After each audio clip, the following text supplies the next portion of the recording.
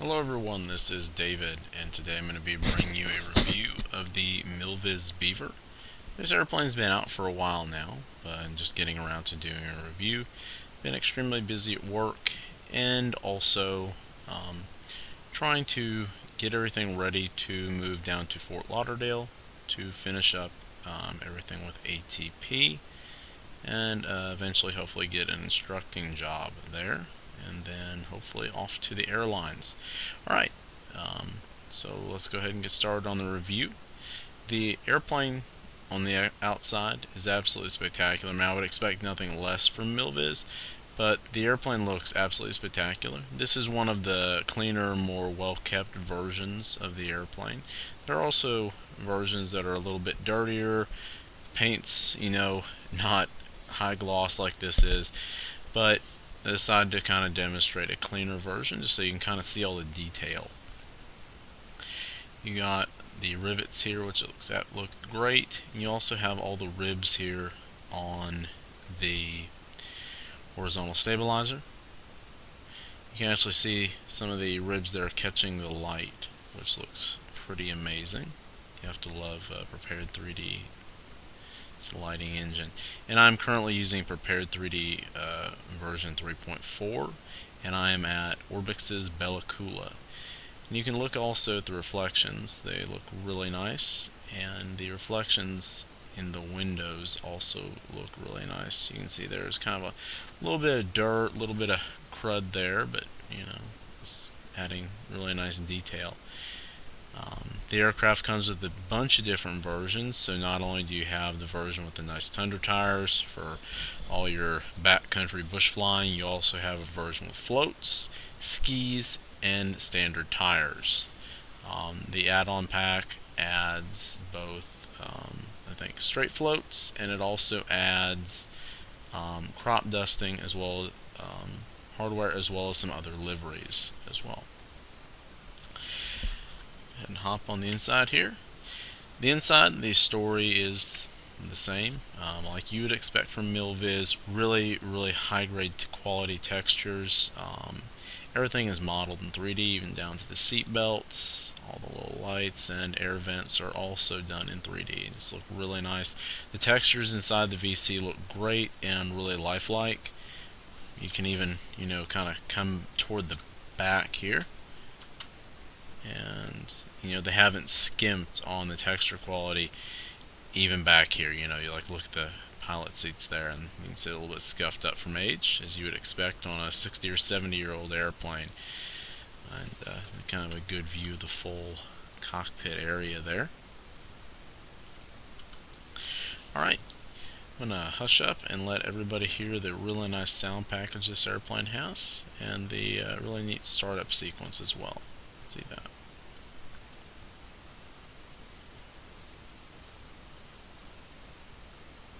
The only issue I've ran into so far with the airplane is just that I can't get the mags to shut all the way off. They'll go to the right mag, but they will not go all the way to the off position. That's the only thing I've had an issue with.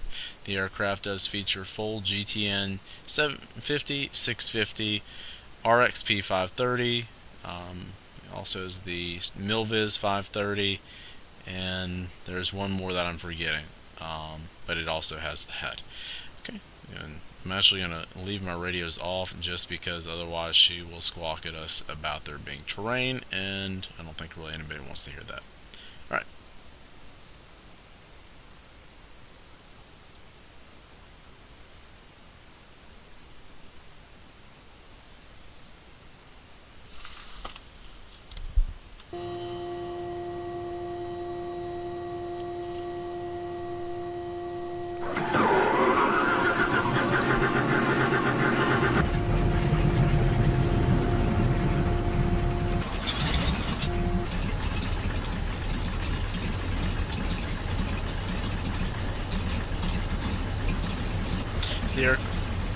The aircraft does feature full 3D sound.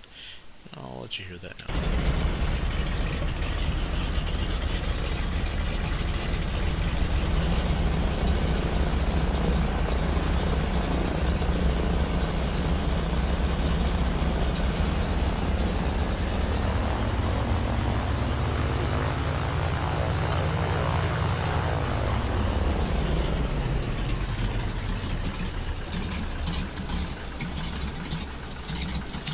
that really nice lopey radial sound that you would expect. Alright, turn the boost pump off here, and I'm going to go ahead and taxi out.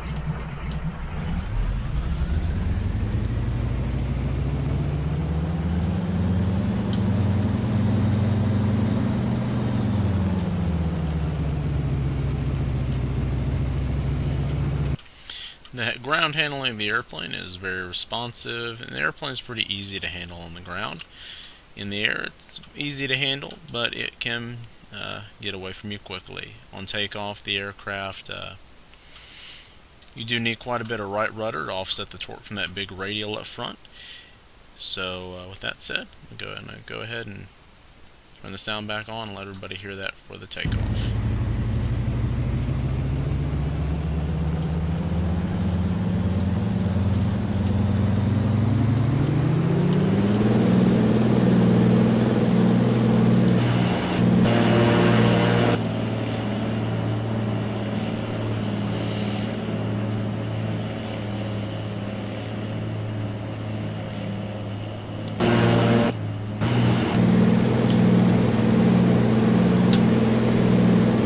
As you see there, you are pretty busy with the footwork on takeoff. Actually started to kind of slide off to the left there and had to counter it. The climb performance on this airplane is pretty amazing as well.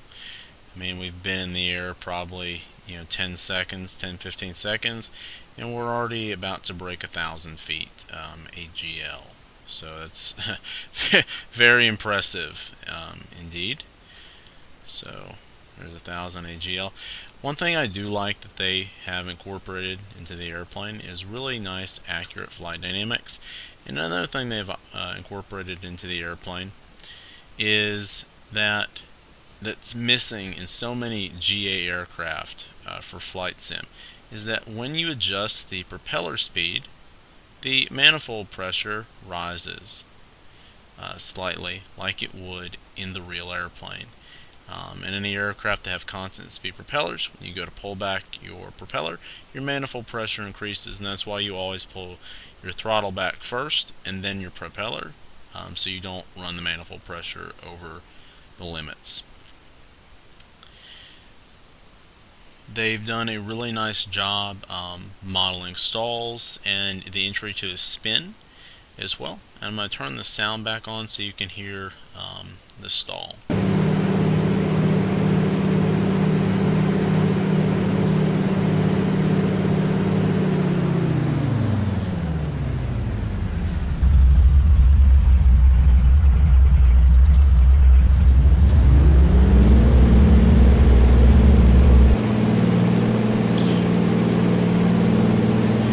And as you can see, the airplane has a nice burble, a nice burbling sound, and it almost kind of dropped out there.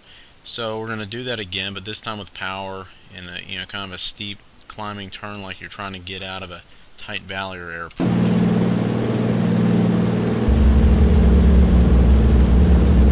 And the airplane just kind of has that tendency to snap right over, which is really impressive that they have modeled that.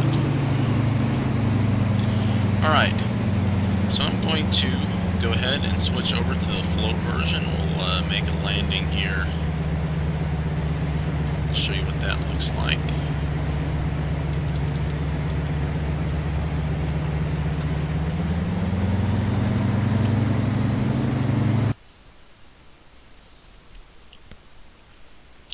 So the aircraft comes with a bunch of different versions. So you can do straight floats, just floats with the gear, skis. You can also do a STOL configuration with the airplane, and you also, when you buy the add-on, you can get obviously a bunch more liveries. You can also get a spray plane style thing. I'm actually going to go ahead and actually switch over to this other paint job just so you can see what another paint job on the airplane looks like with the floats on it.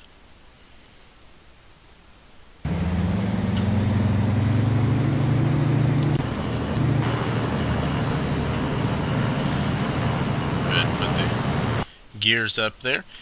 As you can see, The float version is slightly different. You got these nice little the ropes out there blown in the wind. Looks really nice. And this is one of the dirtier airplanes. They actually have one paint job though. The airplane is completely matte in finish. It's been outside a long time, and this doesn't look that great anymore, but still flies great. And that's just, to me, that is the kind of the quintessential bush plane there. A Beaver on floats in the high mountains of northern Canada, Alaska. They even got the oars modeled on there and strapped in, and it just looks absolutely wonderful. They've done a beautiful job on this airplane. Flight dynamics, graphics, just the whole 9 yards. The floats obviously do affect performance. Just a very, very impressive package. So I'm trying to figure out if I want to actually fly out to the bay there, or just go ahead and set it down in the river. I think I'm going to go ahead and try for a river landing, kind of test out the capabilities of the airplane a little bit more. So we'll go ahead and drop the flaps all the way full. Put it in a little bit of a slip here to get down.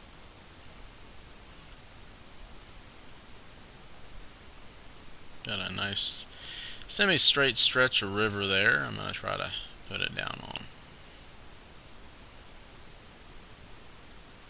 Just have to avoid the shoals and everything should be okay. With the flaps full and in a slip, the airplane it drops out of the sky.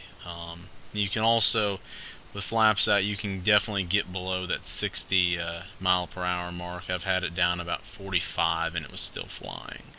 So overall, a very impressive performance stall-wise.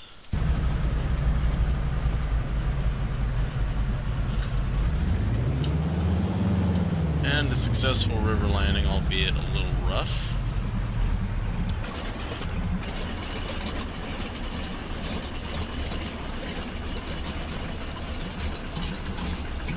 We've also done really nice water animations as well.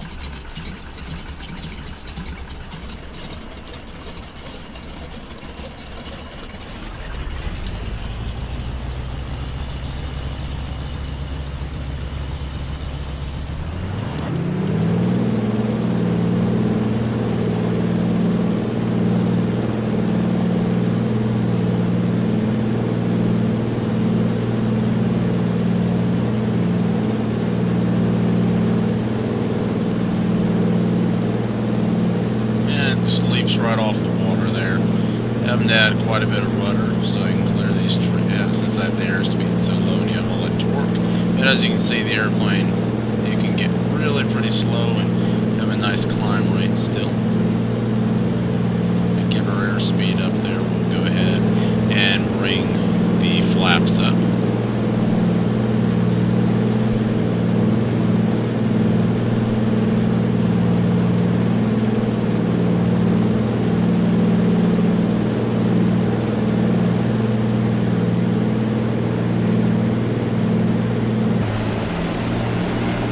Alright folks, well, I hope everyone has enjoyed the review. I definitely recommend the airplane. The flight dynamics are spot on. I've never flown a Beaver, but just from hearing stories from people who have and reading articles about their capabilities, the airplane definitely matches up to that, the legend that is the Havilland Beaver.